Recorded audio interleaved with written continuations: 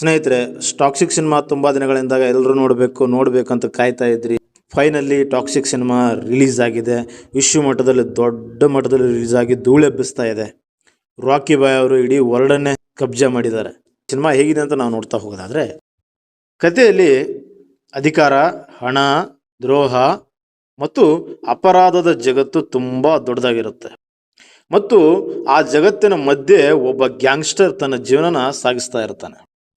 ಆದರೆ ಅವನ ಜೀವನ ಕೇವಲ ಗ್ಯಾಂಗ್ಸ್ಟರ್ ಆಗಿ ಹೋರಾಡೋದಷ್ಟೇ ಆಗಿರಲ್ಲ.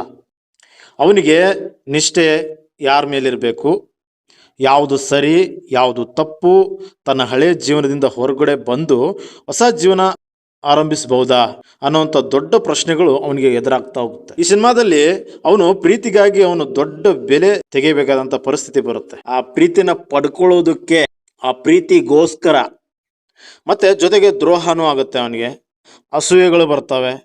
ಮತ್ತೆ ಹಿಂಸೆಯಿಂದ ತುಂಬಿರುವಂಥ ಈ ಜಗತ್ತಲ್ಲಿ ತನ್ನನ್ನು ತಾನು ಉಳಿಸ್ಕೊಳ್ಳೋಂಥ ಹೋರಾಟ ಶುರುವಾಗುತ್ತೆ. ನಾನು ಬದುಕಬೇಕು, ಜೀವನ ಮಾಡ್ಬೇಕು, ಹೋರಾಟ ಮಾಡ್ಬೇಕು. ನಿಜವಾದ ಟಾಕ್ಸಿಕ್ ಯಾರು? ಆ ಸಿನಿಮಾದ ಗ್ಯಾಂಗ್ಸ್ಟರ, ಅವನು ಸುತ್ತಲಿರುವಂಥ ಜನರ, ಅಥವಾ ಇಡೀ ಆ ಅಪರಾಧದ ಜಗತ್ತೇನ? ಇದೇ ಈ ಸಿನಿಮಾದ ಮೇನ್ ಹೈಲೈಟ್. ಒಟ್ಟಾರೆಯಾಗಿ ಇದು ಕೇವಲ ಮಾಸ್ ಆಕ್ಷನ್ ಸಿನಿಮಾ ಅಲ್ವೇ ಅಲ್ಲ. ಅಪರಾಧದ ಅಂದರೆ ಅಂಡರ್ ವರ್ಲ್ಡ್ ಜಗತ್ತಿನ ಮಧ್ಯೆ ಪ್ರೀತಿನೂ ಇರುತ್ತೆ, ನಿಷ್ಠೆನೂ ಇರುತ್ತೆ, ನೈತಿಕತೆನೂ ಇರುತ್ತೆ, ಮತ್ತು ತನ್ನ ತಪ್ಪುಗಳಿಂದ ಹೊರ ಬರುವಂಥ ಪ್ರಯತ್ನ, ಇವೆಲ್ಲನೂ ಹೊಂದಿರುವಂಥ ಡಾರ್ಕ್ ಗ್ಯಾಂಗ್ಸ್ಟರ್ ಡ್ರಾಮಾ ಕಥೆನೇ ಟಾಕ್ಸಿಕ್. KGF ನಂತರ ಯಶ್ ಅವರು ಯಾವ ಸಿನಿಮಾ ಮಾಡ್ತಾರೆ ಅಂತ ಇಡೀ ಇಂಡಿಯಾ ಕಾಯ್ತಾ ಇತ್ತು. ಅದು KGF 1 ಆದಮೇಲೆ ಯಶ್ ಅವರು ನೆಕ್ಸ್ಟ್ ಲೆವೆಲ್ ಹೋದ್ರು. KGF 2 ಆದ್ಮೇಲೆ ನಂತರ ಮುಗೀತು. ಯಶ್ ಅವರು ಮುಂದಿನ ಸಿನಿಮಾ ಯಾವ್ದು ಮಾಡ್ತಾರೆ, ಯಾವಾಗ ಮಾಡ್ತಾರೆ ಅಂತೇಳಿ ಇಡೀ ಇಂಡಿಯಾ ಅಲ್ಲ, ಇಡೀ ಪ್ರಪಂಚನೇ ಕಾಯ್ತಾ ಇತ್ತು. ಕಾದಿದ್ದಕ್ಕೆ ಎಷ್ಟು ದಿನ, ಕಾದಿದ್ದಕ್ಕೆ ಅಭಿಮಾನಿಗಳಿಗೆ ಹಬ್ಬ ಅಂತಾನೆ ಹೇಳ್ಬೋದು. ಇಂದು ನಾರ್ಮಲ್ ಆಗಿ ಮಾಡಿಲ್ಲ ಯಶ್ ಅವರು. KGFಗೂ ಇದಕ್ಕೆ ಹೋಲಿಕೆ ಮಾಡಿದ್ರೆ ಸ್ವಲ್ಪ ಡಿಫ್ರೆಂಟ್ ಆಗೇ ಇದೆ.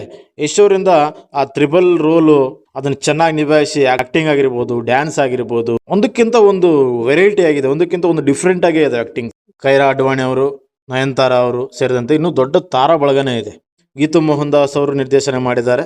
ಯಶ್ ಅವ್ರ ಜೊತೆಗೆ ಈ ತಂದೆ ಮಗನ ಸಂಘರ್ಷ ಯಾವ ಥರ ಇರುತ್ತೆ ಅನ್ನೋದನ್ನ ಪ್ರತಿಯೊಬ್ಬರು ನೋಡಲೇಬೇಕು. ಅದರಲ್ಲೂ ಈ ವಿಜುವಲ್ಸ್ ಆಗಿರ್ಬೋದು, ಆ್ಯಕ್ಷನ್ ಸ್ಕೇಲ್ಸ್ ಆಗಿರ್ಬೋದು, ಮತ್ತು ಬ್ಯಾಕ್ಗ್ರೌಂಡ್ ಸ್ಕೋರು, ಇವೆಲ್ಲ ಅಲ್ಟಿಮೇಟ್ ಆಗಿದೆ ಟಾಕ್ಸಿಕ್ ಸಿನಿಮಾದಲ್ಲಿ. ಸಿನಿಮಾದ ಕತೆ 12 ನಿಮಿಷ, 3 ಗಂಟೆ. ಆದರೆ ಸಿನಿಮಾ ನೋಡಿದ ಮೇಲೆ ಅನಿಸ್ತು 3 ಗಂಟೆ ಅಲ್ಲ 4 ಗಂಟೆ ಆದರೆ ಸಿನಿಮಾ ನೋಡಲೇಬೇಕು, ಬಿಡಬಾರ್ದು ಅಂತೇಳಿ. ಅಷ್ಟೊಂದು ಸೂಪರ್ ಆಗಿದೆ ಈ ಒಂದು ಟಾಕ್ಸಿಕ್ ಮೂವಿ. 3 ಗಂಟೆ 14 ನಿಮಿಷ 12 ಸೆಕೆಂಡ್ ಇರುವಂಥ ಈ ಸಿನಿಮಾನ ಇನ್ನೊಂದ್ಸಲ ನಾನು ನೋಡೋಕ್ಕೆ ಎಕ್ಸೈಟಿಂಗ್ ಆಗಿದ್ದೀನಿ. ನೀವ್ಯಾರೆಲ್ಲ ಕುತೂಹಲಕಾರಿಯಾಗಿದ್ದೀರಿ ಮತ್ತು ಈ ಸಿನಿಮಾದ ರಿವ್ಯೂ ನಿಮಗೆ ಅನಿಸ್ತು ಕಾಮೆಂಟ್ ಬಾಕ್ಸಲ್ಲಿ ತಿಳಿಸ್ಬೋದು. ಮತ್ತು ಮುಂದಿನ ಸಿನಿಮಾದಲ್ಲಿ ಮುಂದಿನ ರಿವ್ಯೂವಲ್ಲಿ ಸಿಗೋಣ. ನಮಸ್ಕಾರ.